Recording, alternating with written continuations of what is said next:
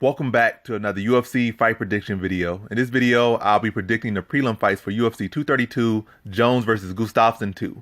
So, I already predicted the main card fights, so these are the prelim fights for UFC 232. So, without further ado, let's get to our first fight of the night, our first prelim of the night, our first picks of the night. So, in our first fight, we have in the welterweight division, Curtis Millender versus Bahadurzada.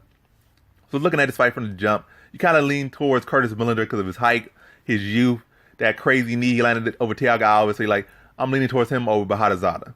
And also, Bahadurzada was inactive for like 3 years, so he coming back and he's on quietly on a 3-fight winning streak, even though he's been getting some brutal knockouts and some real good finishes and real good performances. So he's still been kind of quiet, even though he's not quiet at all with these like finishes and performances. But you kind of like sleeping on him a little bit. But then like we start to think about it a little bit and look into it a little bit more, you kind of realize why you shouldn't be sleeping on him. So Bahadurzada has never lost to anybody that didn't have a grappling approach against him. And Curtis Millender, when it comes to grappling, like his fight IQ is not really the greatest when it comes to grappling. His takedown defense isn't the best, and his like jiu-jitsu off his back isn't the best. His ability to get his back off, like get back to his feet from the ground, isn't that great. So he's long and can certainly be dangerous on the feet and be dynamic on the feet, but when you like what's called pressure him and take him down or just pressure him, get in his face, he just starts to lose a lot of that factors that make him good, that length and that creativity, that dynamic stuff. And Bahadurzada does just that. He can get in your face. He hits extremely hard. He knows many different ways to inflict a lot of pain on you. He's one of those dudes who just knows how to hurt you.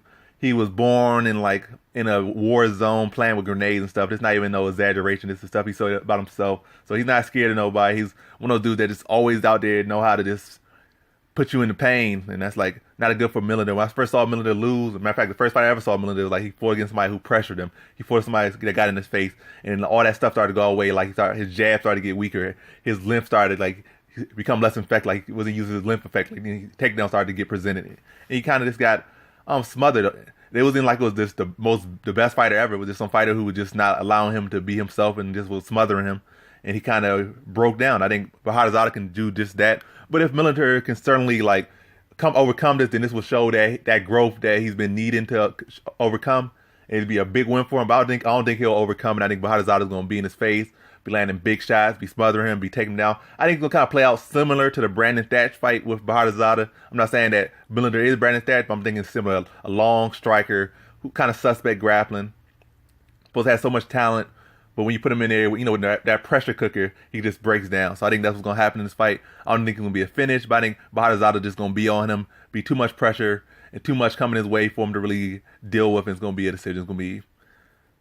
That's how I got this fight. So in this fight, I got Bahadurzada via decision. Now to our next fight, we have in the middleweight division, Uriah Hall versus Bevon Lewis. So looking at this fight, it's really a striker versus striker matchup when I'm saying it. Because I haven't really seen too much grappling from Bevon Lewis, and like the fights they have on UFC, like his Dana White's Tuesday Night Contender Series fight was pretty much a striking match. It was a striking match. That's what it was. Then you try to find his other fights, and you can't find him. You can't even find his other Dana White Tuesday Night Contender Series fight. You only find his last one. So and when I've seen they show his amateur fights on YouTube and stuff, and it's like his wrestling really doesn't look impressive. So I'm gonna assume he's just a wrestler, even though he wants to be John Jones in a way. So his wrestling should be better than what it is, but I'm just going to say it's a striker versus striker matchup from what I see. And Uriah Hall certainly, I say, looks like the much better striker, or not the much better striker, but he definitely is a much more experienced striker and shown much better skills in striking. But Bevon Lewis been a young fighter coming in with so much growth, and you've been seeing a lot of these Tuesday Night Contender Series fighters recently come in and showing significant growth from their time on Tuesday Night Contender Series. It doesn't even be like a year, it'd be a couple months. All of a sudden they come in, they look completely refined in their skills in like that short amount of time. And look at Bevon Lewis come from this gym he comes from, been around the people he's around, saying that John Jones is on this card. I'm gonna kind of just assume he's gonna have a significant jump. And being an undefeated fighter, I think it's all just tending towards like him just having that big jump and then like confidence, jumping skills, and training harder than he ever trained before coming into his UFC debut against Uriah Hall. I think Uriah Hall is a phenomenal striker. Certainly hasn't been his career hasn't been that phenomenal career, every just winning all the time and stacking all these wins and getting into a contender spot and becoming a title challenger and all that stuff. But definitely a top-notch fighter. But I just think that Bevon Lewis is going to have, one of those big boosting skills and boosting confidence, and is going to come in here and put on a performance against Uriah Hall. I think Uriah Hall is going to fight back because Uriah Hall definitely, his back is kind of against the wall right now, and he needs a win. So it's going to be a exciting fight. It's like Uriah Hall will be fighting back and giving it his all. But I think Bevan Lewis is going to have that extra, that extra little boost that's going to give him the win in this fight. It's going to be a good striking matchup. But I think Uriah Hall kind of slow downs. Typically, as the fight goes on, I think Bevan Lewis is going to get stronger. He's going to have to try to fill out Uriah Hall early. Being him the younger fighter and dealing with Uriah Hall in general, you kind of had to fill him out. Kind of let that whatever that he has and that little explosiveness and all that unpredictability, you kind of fill him out. You can't just run through him really most times. So I think it's going to be a filling out process. I think Bevan Lewis is going to kind of start edging it later, maybe after lose the first round and win the second and the third in a very close fight, mostly being a striking match. And I got Bevan Lewis via decision. Now to our next fight we have in the bantamweight division, Andrade Ewell versus Nathaniel Wood. So looking at this fight, two fighters I wasn't exactly super high on when they first came into the UFC, but now they put on pretty impressive performances. I'm gonna say kind of clear cut. Nathaniel, they're both talented fighters, both can certainly go far in this division. Both have good frames for the division, but I think Nathaniel Wood just gets hit way too much. And Andrade Ewell, he's shown some pretty good striking.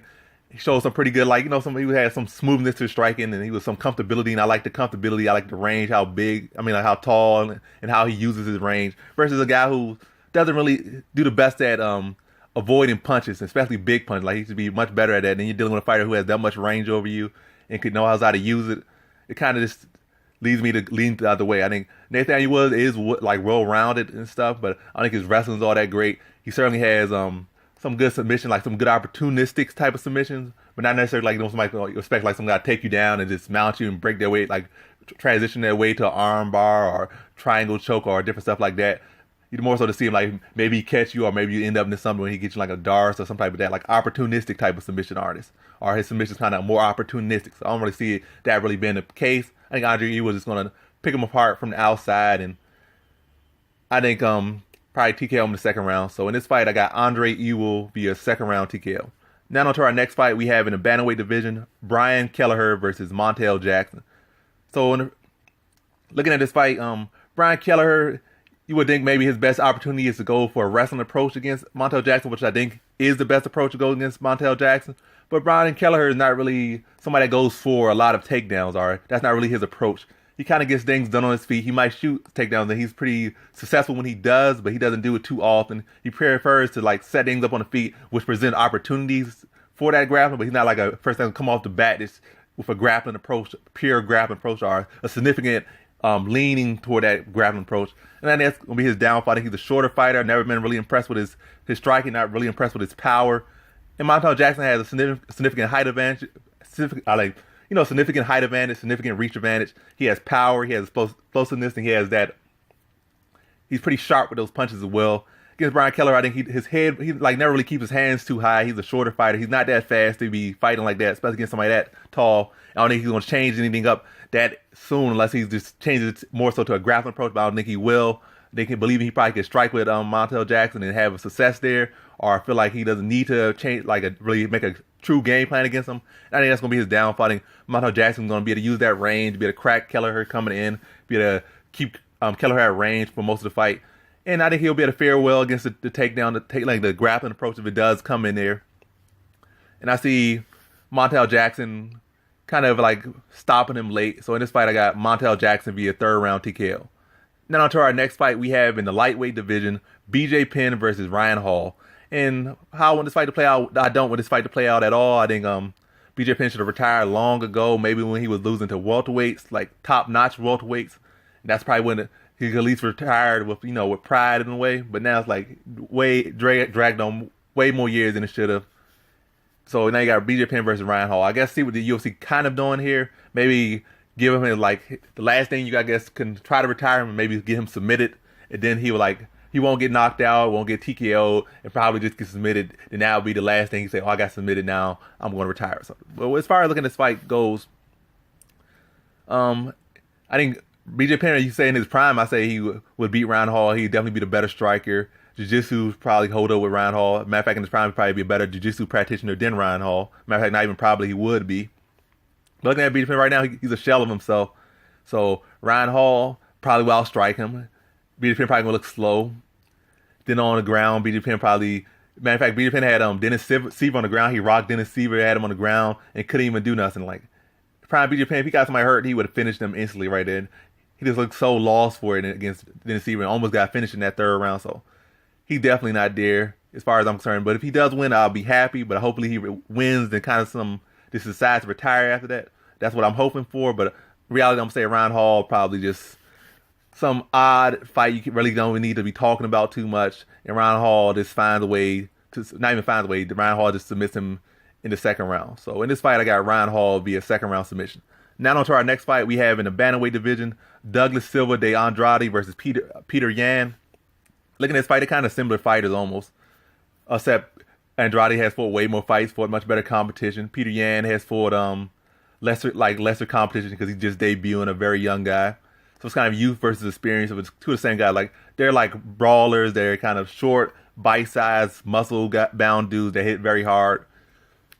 And then they're not like swing and bang brawlers. They're like kind of technical brawlers. They're not going to try to eat a punch to give a punch. They'll give you a lot of punches and they don't want to get none back. That's not like how brawlers are. I think Peter Yan's stats look a little bit better because he's been fighting lower tier competition, like entry level competition. With Douglas Silva de Andrade, I think he's coming off a win over Marlon Vera. I think that's his last fight. That's a very top-notch fighter, and he beat him just about as good as John Lineker beat him, and he's beating some other good competition. And he has only lost twice in the UFC to solid competition. And I think when I'm coming down to this fight, I'm going to say two fighters with similar styles, similar builds. Obviously, Andrade's a little bit more muscled out. He's a muscle house. Peter Yan not his muscles, younger. I think maybe a little bit more sharper with his punches because he's fighting less technical people. So you can't really judge it too much. But I'm going to go with experience over youth in this matchup. I think Douglas Silva Andrade just going to have been in with better guys. I think he's definitely probably stronger. I think his jiu-jitsu better. On the feet, about even. But I think him as a fighter, he's just been there, whereas Peter Yan has not. And he's going to be able to use that veteran IQ, use that experience in his favor to outwork the younger fighters. So in this fight, I got Douglas Silva de Andrade via decision. Now on to our co-prelim headliner we have in the women's featherweight division, Cat Zingano versus Megan Anderson. So looking at this fight, Megan Anderson is a big woman. She's big by any standard. I'm not saying like she's big and like is fat or big in that, but she's tall, lanky, and she looked pretty good against Holly Holm, at least on the feet. Maybe she expected that fight to be a striking matchup, but Holly Holm went in and wrestled her and was pretty much letting Holly Holm look like she was Damian Maia. Got like 9 transitions on her, got like 6 takedowns, which you shouldn't really ever do against a boxer, or shouldn't give up against a boxer. And that's really why I'm like going to lean to Cat Zingano heavy in this fight, because Cat Zingano is strong, she can wrestle, and like even though Megan Anderson might be like over her recent career has had more like at least more wins than losses than Cat Zingano has had, but Cat Zingano has been in a tougher division, whereas this division kind of has dried up as far as competition wise. And look at some of the people she's lost to and how she's lost to. I think Cat Zingano could certainly do the similar things with her wrestling. Been as strong as she is, been as good of a wrestler as she is. Yes, she's coming up, but that'll give her speed so she can get in on those hips. And once she gets in on those hips then she pretty much has a takedown. I don't care how really big you are. It's not like she's that much bigger than her. Cat Zingano, when she gets in on you, she's very good at getting those takedowns. She's very strong. And you look at some of her losses. Ronda Rousey, not really a bad loss, because Ronda Rousey was that lady at the time.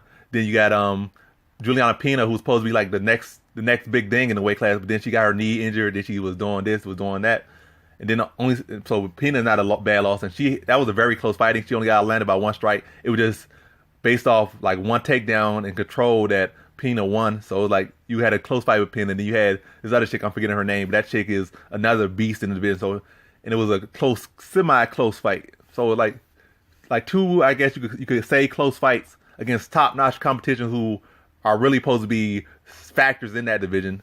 And Megan Anderson, yes, Holly Holm is a good fighter, but you're not supposed to get wrestled by her. And Cat Zingano, I would say, is a much better wrestler than Holly Holm, in my opinion. They haven't wrestled each other, but Cat Zingano, actually, that's where she come from, whereas Holly Holm was kickboxing and boxing. Whatever cases, I'm basically saying. Terrible takedown defense from Megan Anderson. Terrible, terrible as she was like less than spectacular or less than stellar, D-grade defense on the transitions, D-grade defense on the takedown.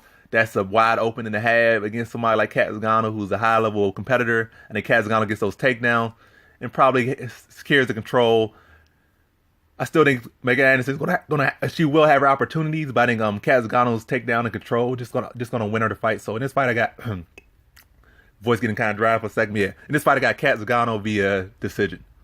Now to our prelim headliner, we have in the heavyweight division Andrade Arlovski versus Walt Harris. So, is anybody really spectacular in this matchup? It's like, so, oh, this guy's so good or that guy's so good. Walt Harris is certainly good. He has power. He has his ability. Andrade Arlovski's still good, but he's certainly far from when he was great. He kind of has these like comeback performances, like not comeback, like he come back from behind. I'm talking about like he has these kind of performances where he shows up at times. Then he had these performances where they look lackluster, like his last performance. Like he's full, like he went out there with like 2 bad knees, bad back, and just was saying like maybe I could still win this fight. That's how it looked like he went out in that fight. He just didn't look like he was fully there. The urgency wasn't there. His like the physical effort and exertion wasn't there. Like he was just kind of rolled out of bed and came to that fight. That's how that fight looked. It was boring. No effort, no nothing. He kind of got some moments here and there still, but less than spectacular. I mean, matter of fact, I'm not even say less. Why don't we say spectacular? It's not even can't include spectacular in the same sentence. It was blasé. That's how that performance was, and he lost. Walt Harris, I don't know if he's coming off a loss. He's coming off a win against over Spitz. Yeah, he knocked Spitz out. Whatever his name is. That guy, basically his name was Spitz. So, really all I'm going to say for this fight is that Andrade Arlovski's best days are behind him. He's fighting a young enough dude who's big and can hit hard and is pretty explosive. Doesn't have the best fight IQ Walt Harris has. Doesn't have the best fight IQ. But it's not like he has to deal with Andrade Arlovski trying to necessarily implement a grappling approach on him. It's not like Andrade Arlovski can even maintain a grappling approach. I think he really is banged up bad because it's clearly shown in his fights. He may not say it, but it's definitely shown in some ways that he's banged up in some way that his grappling is not really that big of an approach for him in these games, like in these fights he's having, especially when there's availability for it. So basically, I'm just saying, Andrade Arlovski, I think his best days are obviously behind him. Walt Harris is young enough, still in game enough, and that's why he's going to win this fight. And Andrade Arlovski's chin been, at least it held up against Tai Tuivasa. It's held up in his last fight, so maybe he doesn't get knocked out. And I'm going to say, hopefully he doesn't get knocked out, because I still like Andrade Arlovski, so I'm not going to say he gets knocked out. And I don't think Walt Harris is like necessarily that great that he's going to knock him out. But I think Walt Harris is just going to at least want it more than Andrade Arlovski at this point. Like, I think Andrade Arlovski thinks he wants it, but sometimes his effort shows that he doesn't want it. But he's against the wall, and usually he comes back when his back is against the wall. But I just think this time Walt Harris is just going to want it a little bit more, going to be working a little bit more, going to be trying to land those big shots, and he's going to be putting more force on the shots. So it's going to be looking like he's going to be landing more, like landing probably a little bit, probably like 2 or 3 more shots. But his shots going to be hard. It's going to be looking like he'll put more weight on his shots. So it's going to be looking like he's doing so much more. He's going to be looking like he's controlling the fight. It's going to be like he's dictating the pace of the fight. And that's why the judge is going to lean towards him in the decision. So in this fight, I got Walt Harris via decision. And that concludes my fight predictions for the prelims of UFC 232, Jones versus Gustafsson 2. Thanks for watching. Like, comment, and subscribe, and come back for more videos. Peace.